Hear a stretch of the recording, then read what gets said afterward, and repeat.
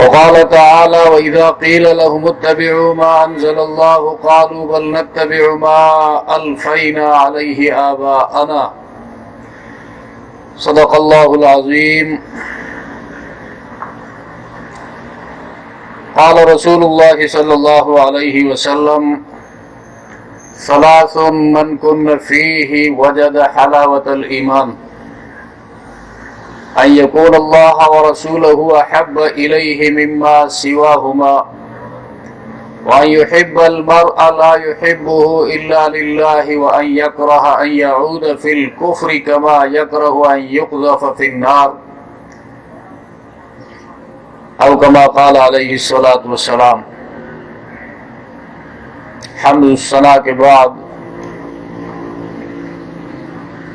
میرے قابل قدر مسلمان بھائیوں، بزرگوں، دوستوں،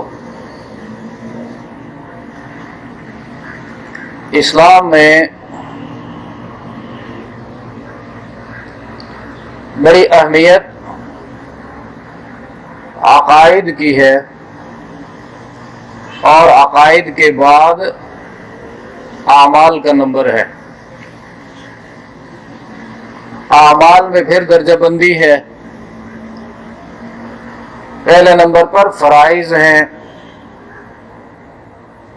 اس کے بعد واجبات کا درجہ ہے، اس کے بعد سنن کا درجہ ہے، اس کے بعد مستحبات کا درجہ ہے، اس کے بعد مباحات کا درجہ ہے. یہ اس بات کے پہلو سے ہیں. اور منفی پہلو سے سب سے اونچا درجہ حرام کا ہے، اور اس کے بعد مکروہات کا درجہ ہے.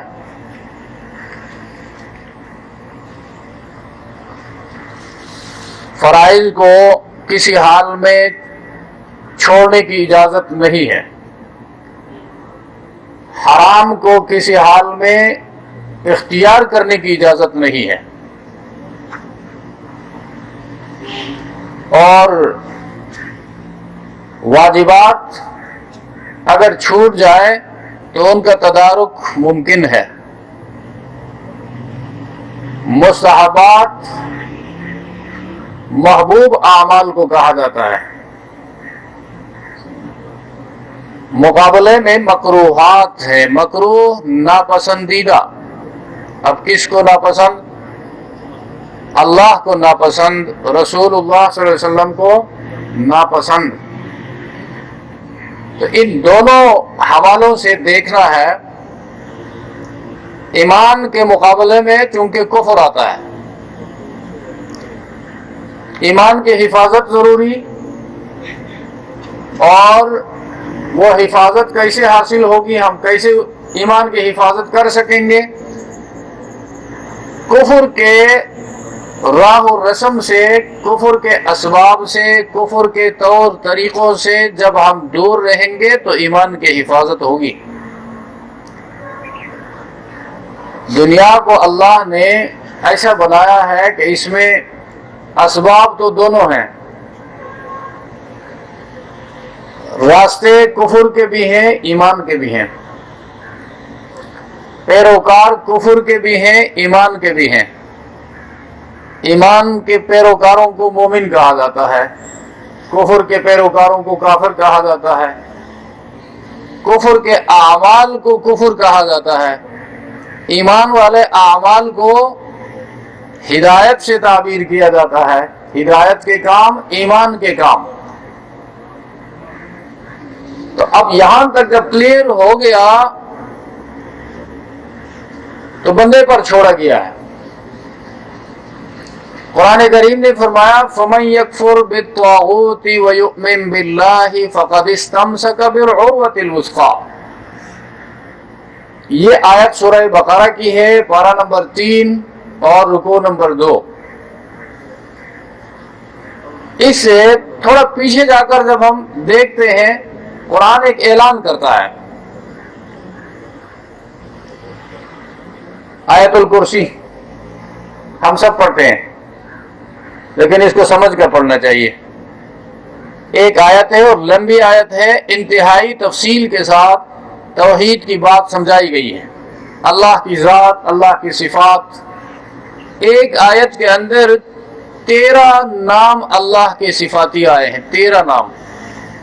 صرف ایک نام ذاتی، اللہ لا الہ اللہ سے جو شروع کرتا ہے، اللہ کے ناموں میں سے یہ ایک نام ذاتی ہے، پراپر ناؤن ہے۔ باقی اللہ کے صفاتی نام ہیں، صفات کا ذکر ہے۔ ان کو بیان کرنے کے بعد قرآن کہتا ہے قد تبین الرشد من الغی، ہدایت جدا ہو چکی ہے، واضح ہو چکی ہے گمراہی سے۔ اب آیت الکرسی میں جو کچھ بیان ہوا ہے وہ ہدایت ہے، توحید ہے، رسالت ہے، اور دین اس چیز کا نام ہے، وہ بالکل کلیئر، واضح اور صاف ہو چکی ہے گمراہی سے۔ اب کسی پر جبر ہم نہیں کر سکتے کہ اب تم گن پوائنٹ پر اسلام قبول کرو، یا آپ کو ہم اقتدار پہ لائیں گے اسلام قبول کرو، یا لالچ اس کو دیں گے، بہت بڑا مال آپ کو دیں گے، اسلام قبول کرو۔ اس بات کی گنجائش نہیں ہے، گنجائش نہیں ہے۔ کیوں؟ قد تبین الرشد من الغی، ایمان کا تعلق دل کے ساتھ، عقیدے کا تعلق دل کے ساتھ۔ اب دل کسی کے کنٹرول میں نہیں، نہ آپ کے کنٹرول میں ہے، نہ میرے کنٹرول میں ہے، نہ پیغمبر کے کنٹرول میں ہے۔ کسی کے دل میں پیغمبر اگر چاہے تو ہدایت، ایمان پیدا نہیں کر سکتا۔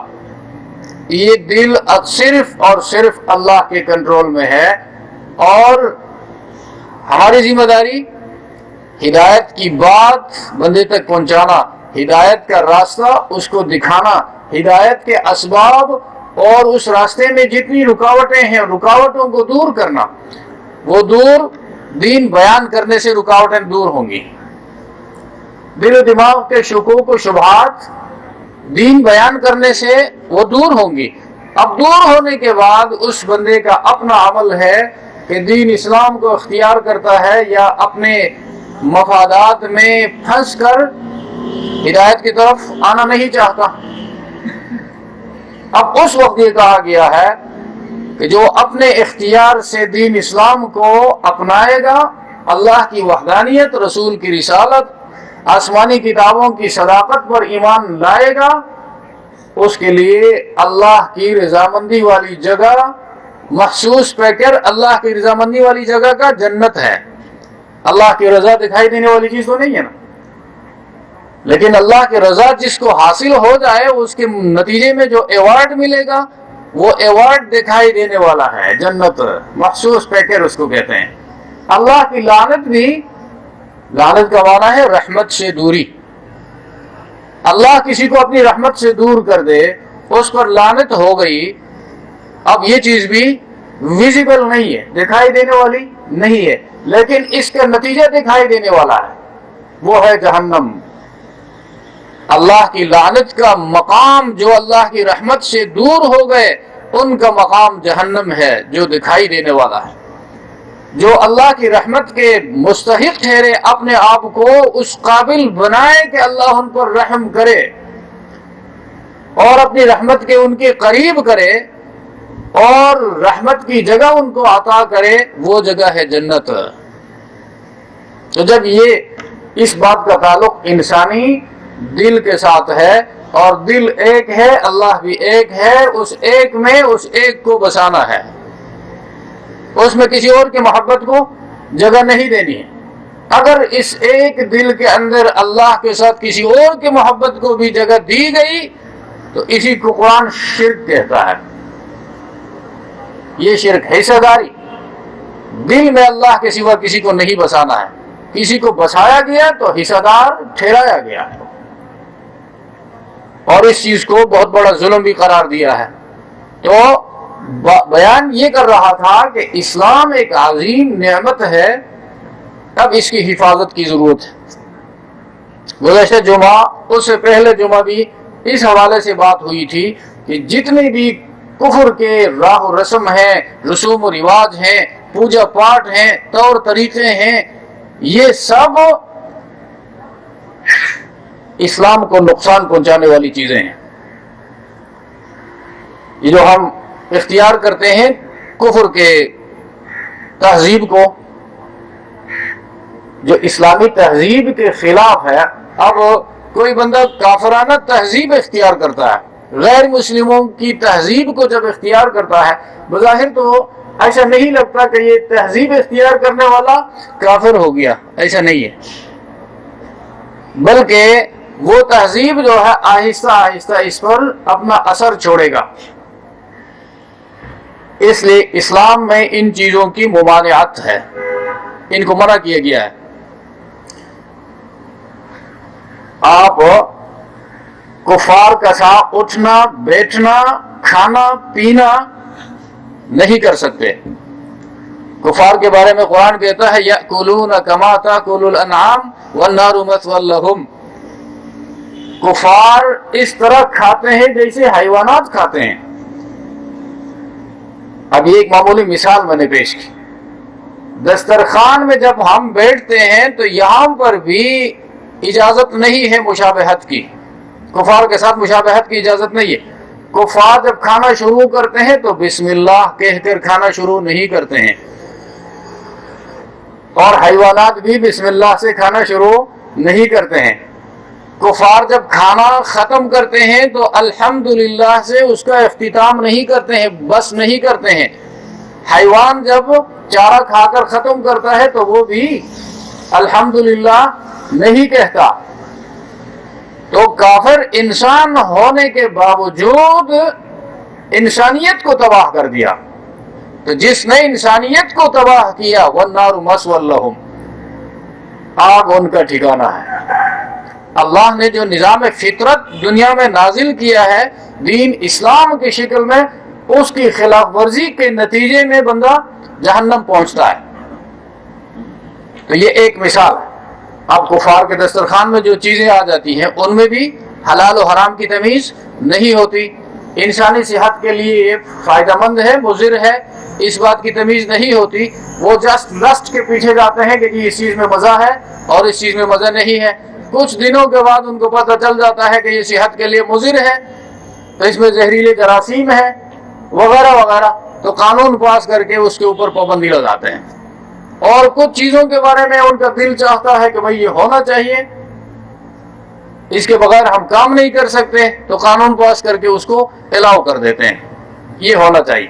اسلام میں کسی چیز کو جائز کرنا یا ناجائز ٹھہرانا یہ اللہ کے سوا کسی کا کام نہیں ہے، اور اللہ خالق کائنات ہے۔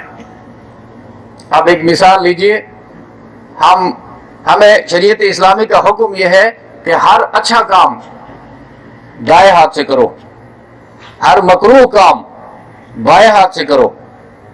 اب یہ کوئی سائنسدان بتا سکتا ہے ایسے کیوں ہے؟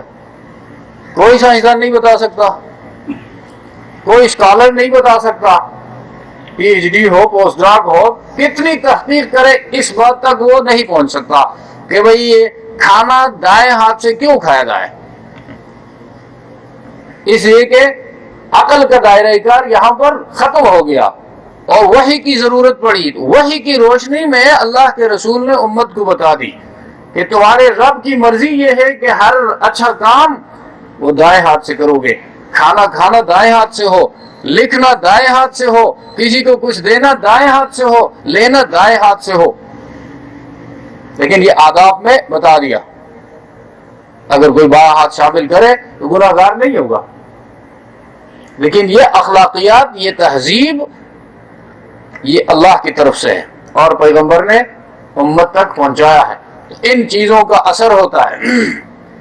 حدیث میں ایک چیپٹر ہے حیوانات کے حوالے سے، اب مثلا چیتا ہے، چیتے کی کھال کے اوپر بیٹھنے سے منع کیا گیا ہے، اس لیے کہ چیتے کی کھال کے اوپر بیٹھو گے، عادت بناؤ گے تو انسان کے اندر وہ درندوں والی صفات آئیں گی۔ انسان سے جب درندہ بن جائے گا تو وہ انسانیت کے لیے نقصان دہ ثابت ہوگا، لہذا اس چیز سے منع کیا گیا۔ اور عورتوں کا لباس مردوں کے لیے حرام قرار دیا گیا. ایسا کیوں ہے؟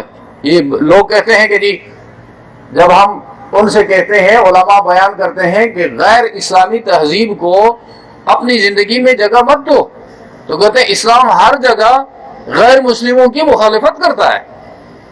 یہ سوال اٹھاتے ہیں. یہ اٹھانے والے کون ہیں؟ یونیورسٹیوں والے، کالجوں والے، جو قرآن و حدیث پر گہری نظر رکھتے ہیں اور ان احکامات کی گہرائی سے بھی آگاہ ہوتے ہیں ان کا اثر کیا ہے. یہ آخر میں مسلمان کو اسلام سے محروم کر دینے والے کام ہیں. تو اس کا جواب یہ ہے کہ اسلام ان کی مخالفت نہیں کرتا ہے،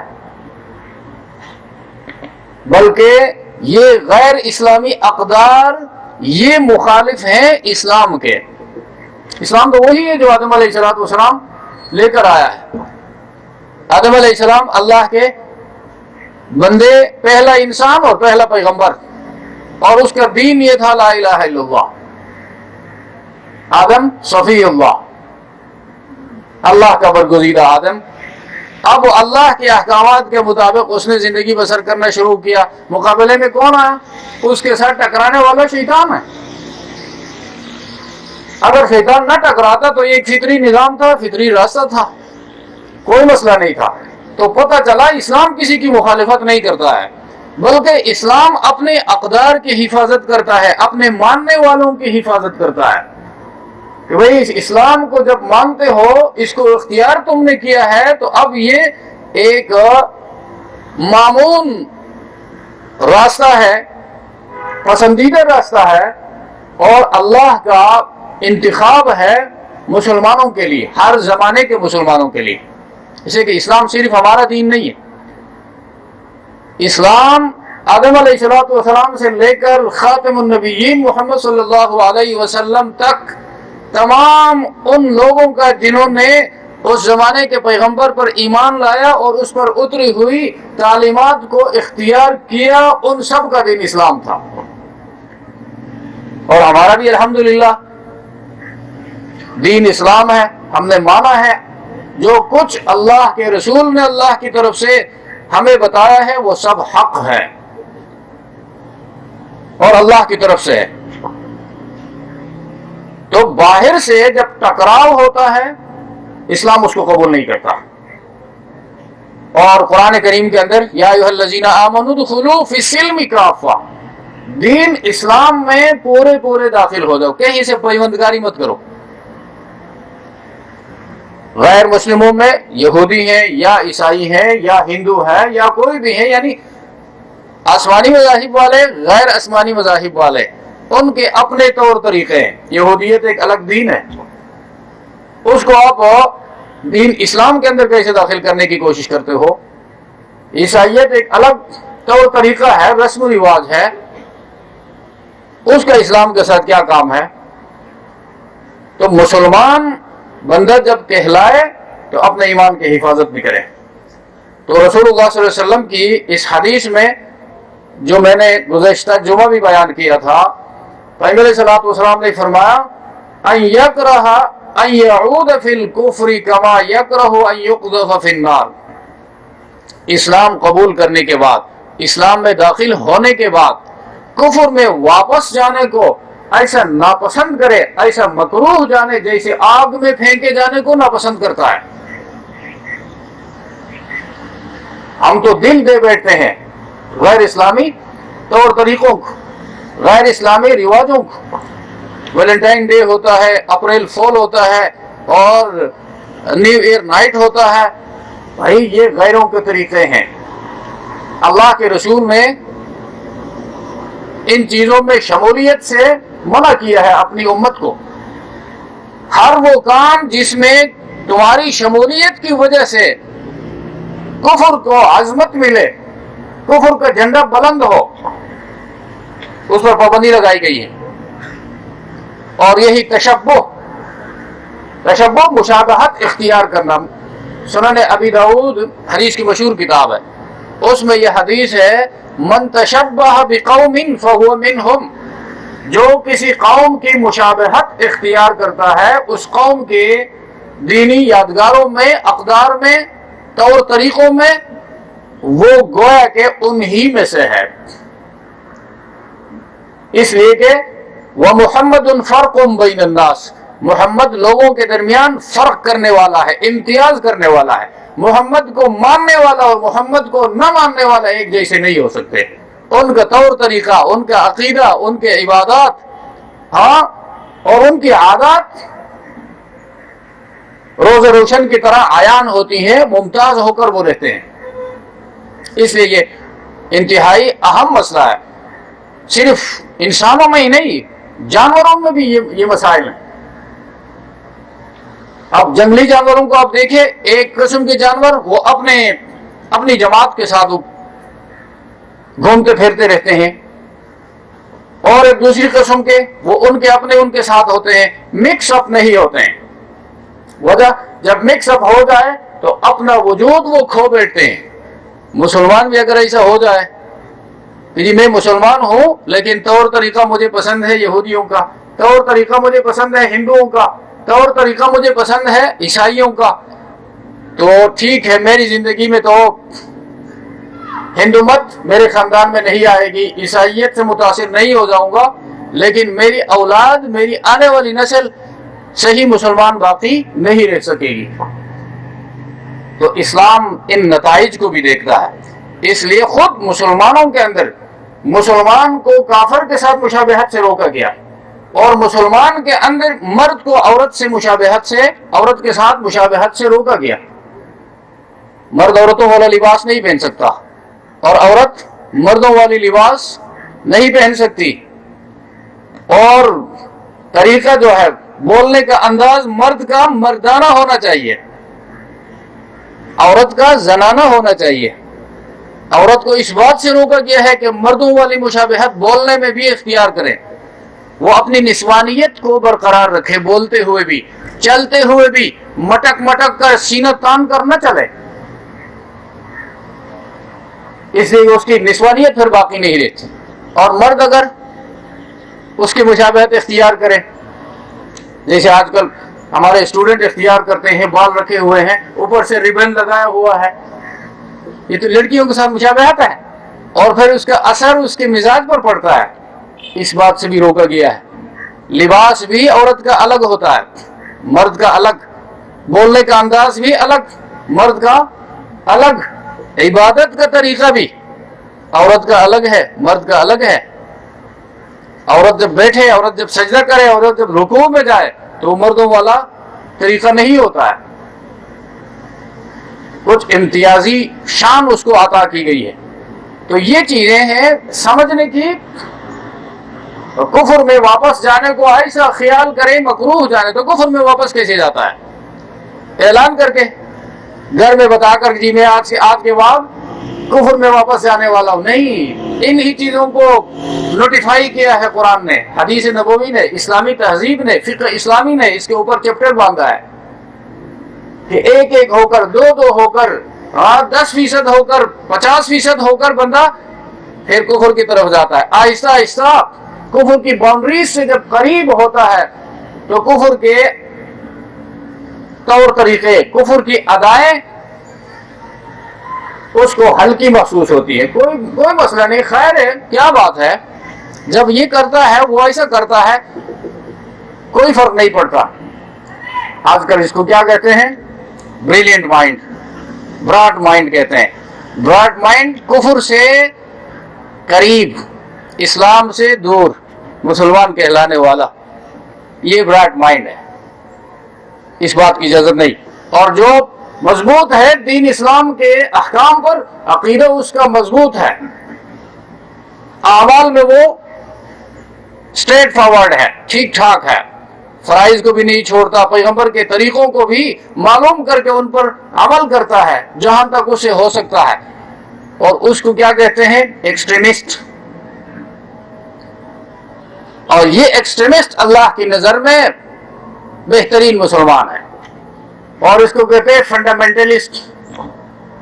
اور چونکہ ہم محکومیت کی زندگی گزار رہے ہیں نا، مغرب کے ہم محکوم ہیں، تو ہم ان باتوں سے متاثر ہوتے ہیں۔ قرآن جب کھول کر آپ دیکھتے ہیں، قرآن کہتا ہے جب آپ کے فنڈامنٹلز نہیں ہیں تو آپ مسلمان ہی نہیں ہیں۔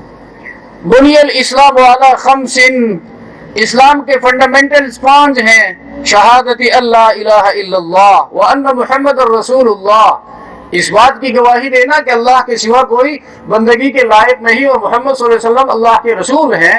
وإقام الصلاۃ، اور نماز کا اہتمام کرنا جماعت کے ساتھ بر وقت اور آداب کو مد نظر رکھ کر اقامت الصلاۃ وإیتاء الزکاۃ، اور مال کا حق ادا کرنا، والحج، اور حج ادا کرنا، وصوم رمضان، رمضان المبارک کے روزے کا اہتمام کرنا۔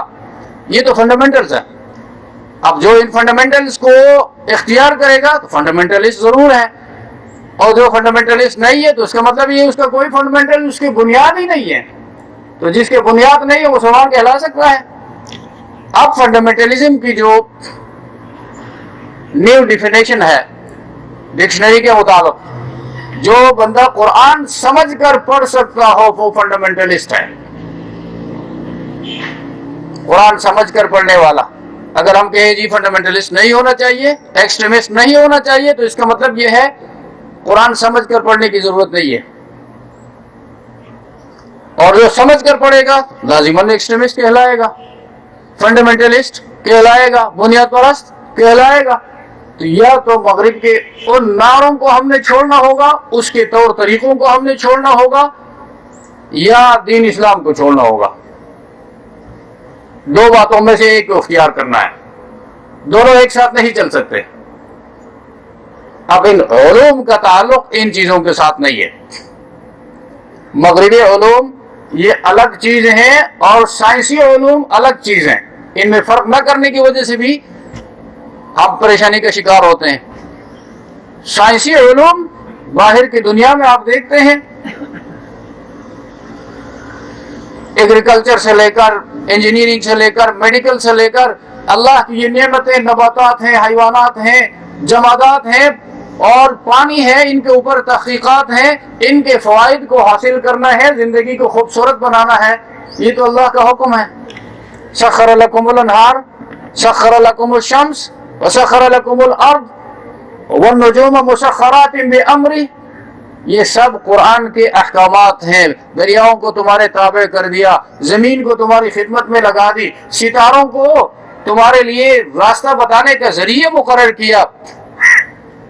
اب ان سے تو آپ کے قرآن نے نہیں روکا ہے۔ قرآن کو ماننے کا مطلب یہ ہے کہ ان چیزوں کے بارے میں آپ ریسرچ کر سکتے ہیں، ان کے فوائد کو سامنے لا سکتے ہیں۔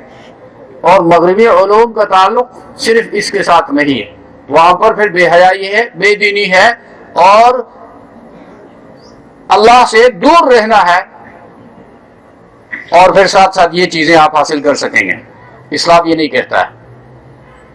اور پھر مثال کے طور پر قرآن نے اسلام نے بتا بھی دیا ہے کہ جو قرون اولا کے جو علماء تھے، سائنس کی بنیاد ان لوگوں نے رکھا ہے۔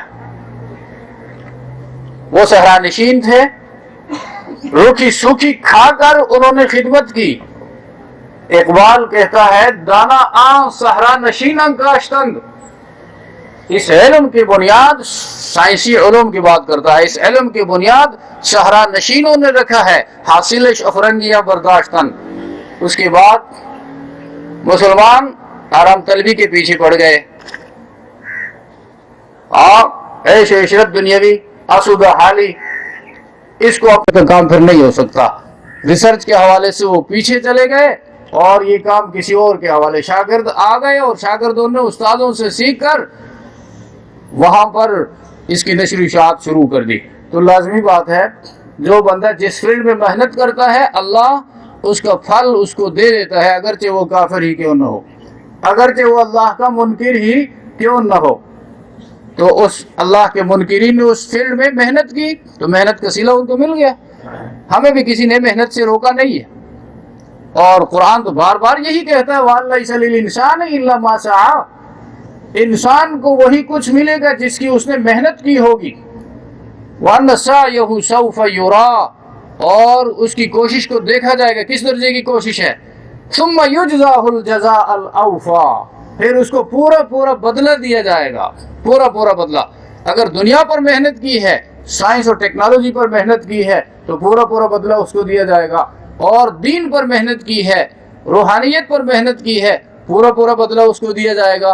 اگر دونوں پر محنت کی ہے تو دونوں میں پورا بدلہ اس کو دیا جائے گا۔ تو میرے کہنے کا مطلب یہ تھا، اسلام امتیاز کی شان رکھتا ہے، اتحاد کا نہیں۔ غیر مسلم کے ساتھ معاہدے کی صورت میں وقت آپ گزار سکتے ہیں، اس کے ساتھ اٹھک بیٹھک کر سکتے ہیں، لیکن دل محبت کسی کافر کے ساتھ چاہے وہ چائنا ہو چاہے وہ امریکن ہو، جائز نہیں ہے۔ چاہے آپ کے پڑوس میں رہنے والا ہو یا آپ کے ساتھ مخالف ہو، دلی محبت کسی کے ساتھ کسی حال میں جائز نہیں ہے۔ ہاں، مواسات جائز ہے۔ مواسات ہمدردی کو کہتے ہیں، معاملات، ٹرانزیکشنز کسی مسلمان ملک کے خلاف غیر مسلم ملک کے ساتھ معاملہ آپ نہیں کر سکتے، بحیثیت مسلمان اس بات کی اجازت نہیں ہے، اور ہمدردی کی اجازت ہے، خدمت کی اجازت ہے، اور اس کے حقوق ادا کرو صحیح طریقے سے، اس بات کا حکم دیا گیا ہے۔ اخلاقیات سے پیش آ جاؤ، اگر آپ کے پڑوس میں ہیں، جیسے ہمارے یہاں ہیں، کرسچنز ہیں، سکھ ہیں، ہندو ہیں، ان کے ساتھ اخلاقیات سے پیش آ جاؤ۔ آپ کے دین کا یہ سبق ہے، دین کی تعلیمات ہیں، تو وہ بندہ یہ سوچنے پر مجبور ہو جائے گا کہ بھئی یہ مسلمان ہے، اس کے دین کا یہ سبق ہے، اپنے دین کے مطابق یہ میرے ساتھ ڈیلنگ کرتا ہے، لہٰذا اس دین کے بارے میں پڑھنا چاہیے، سوچنا چاہیے، کسی سے پوچھنا چاہیے، اور آخرکار اس کے لیے راستے کھل جائیں گے ہدایت کی طرف آنے کے لیے۔ اگر ہم ان کے ساتھ ان کی ہولی میں بھی شریک ہو جائے اور وہ کھیلنا شروع کر دیں، ان کے ایسٹر میں شریک ہو جائے، ان کے کرسمس میں شریک ہو جائے، وہ بھی ماننا شروع کر دیں، تو پھر شیر و شکر ہو گئے، پتہ نہیں چلے گا دودھ کہاں ہے اور چینی کہاں ہے۔ اپنا امتیاز باقی رکھ کر دنیا کے دوسرے مذاہب کے ساتھ ہم نے معاملہ اختیار کرنا ہے، اس بات کی اجازت ہے۔ اپنا امتیاز کھو کر، اپنا تشخص، اپنی شخصیت، اپنی پرسنالٹی تباہ و برباد کر کے کسی کی خدمت کی اجازت نہیں دی ہے اسلام نے، اس لیے کہ قو انفسکم واہلیکم نارا، پہلے اپنے آپ کو بچاؤ جہنم کی آگ سے، اللہ کی نافرمانی سے، بے دینی سے، بے راہ روی سے، اور اپنے دوستوں کو، رشتہ داروں کو بچاؤ۔ اور صحابہ کرام کو پھر یہ حال قرآن کریم سورہ حجرات میں بیان کیا، وَلَكِنَّ اللَّهَ حَبَّبَ إِلَيْكُمُ الْإِيمَانَ وَزَيَّنَهُ فِي قُلُوبِكُمْ، اللہ نے تمہارے دلوں میں ایمان کو محبوب بنایا۔ ایمان کے لیے سب کچھ سے گزر جاتے تھے صحابہ کرام، ایمان کے لیے۔ ایمان اللہ کی رضا اور رسول کی رضا کا نام ہے۔ ایک صحابی اپنے گھر کی لپائی کر رہے تھے اور انہوں نے اللہ کے رسول کو نہیں دیکھا تھا۔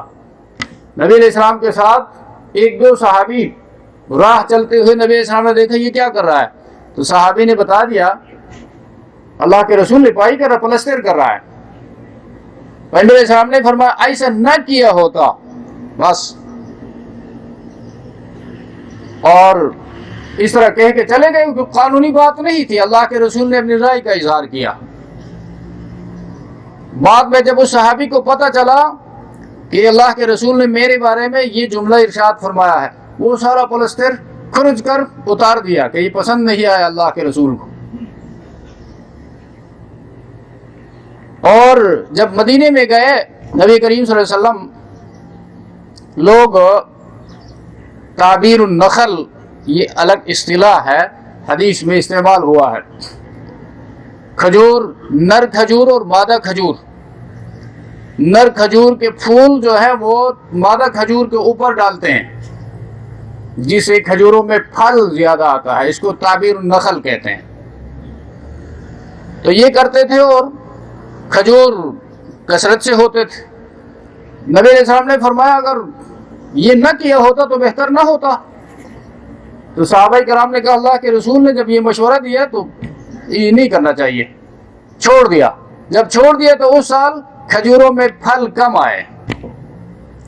تو انہوں نے آ کر پھر شکایت کی, اللہ کے رسول مسئلہ اس طرح ہے, پہلے ہم یہ کرتے تھے اور آپ کے بتانے کے بعد آپ کے مشورے پر عمل کر کے ہم نے چھوڑ دیا تو کھجوروں میں پھل کم آئے. تو نبی کریم صلی اللہ علیہ وسلم نے فرمایا, خدا کے بندو میں تو ہدایت کا پیغمبر ہوں, انتم اعلم بامور دنیاکم, جن چیزوں کا تعلق آپ کے تجربات کے ساتھ ہے ان کو تم خود ہی اچھی طرح سمجھتے ہو. اب یہ تو تمہارا تجربہ تھا, اب کرو. اسے جب فصل زیادہ ہوتا ہے, پھل زیادہ لگتا ہے, اس کو تم اپنے تجربے سے حاصل کر چکے ہو, تمہارے سامنے تمہارا مشاہدہ ہے. جہاں تک ہدایت کی بات ہے وہ مجھ سے لے سکتے ہو. تو یہ صحابہ کرام کا نبی اسلام کے ساتھ عشق تھا.